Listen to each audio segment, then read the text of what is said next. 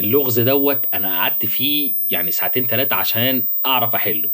انا هسيبه قدامك تمام، ولما نشوف هتعرف تحله ولا لا. اللغز باختصار، عايزك تطلع لي كام نمر في الصوره. خلي بالك الصوره مليانه نمور كتير جدا مختفيه، ممكن ما تعرفش تجيبها، بس اما نشوف عندك قوه ملاحظه ولا لا.